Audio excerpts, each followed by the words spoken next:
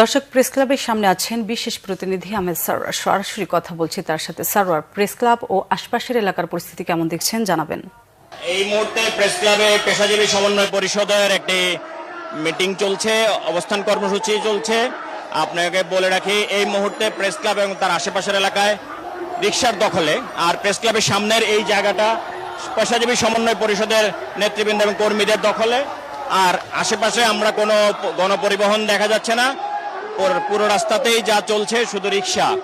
আপনাকে যদি দেখাই, এই ডান পাশে রিকশাওয়ালাদের একটি মিছিল যাচ্ছে, যারা এই আন্দোলনের সাথে সংহতি প্রকাশ করে মিছিল করছে। আর গণপরিবহন কোনোটাই পল্টন থেকে এইদিকে আসছে না, দু একটা চলে আসলো, সেগুলো আবার প্রেস ক্লাবের পূর্ব পাশ দিয়ে সচিবালয়ের ভিতর দিয়ে ওই রাস্তা দিয়ে পাঠিয়ে দেওয়া হচ্ছে।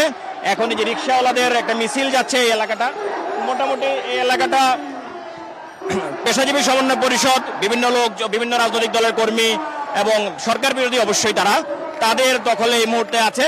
তবে আপনাকে বলে রাখি যে এই মুহূর্তে এই এলাকার আশেপাশে আমরা নিরাপত্তা বা আইন শৃঙ্খলা রক্ষাকারী বাহিনীর তেমন কাউকে দেখছি না, বা সকাল থেকেও দেখিনি। সচিবালয়ের সামনে কিছু নিরাপত্তার জন্য কিছু আইন শৃঙ্খলা রক্ষাকারী বাহিনী নিয়োজিত আছে, বিজিবিও আছে। এছাড়া তেমন কোনো আইন শৃঙ্খলা রক্ষাকারী বাহিনী বা নিরাপত্তা বাহিনীর কাউকে আমরা আশপাশের কোথাও এখন পর্যন্ত দেখিনি। তো এই হলো এখানকার অবস্থা। এখন পেশাজীবী পরিষদ তাদের মাত্র কিছুক্ষণ, আধা ঘন্টা আগে এখানে সংঘ তারা শুরু করেছে।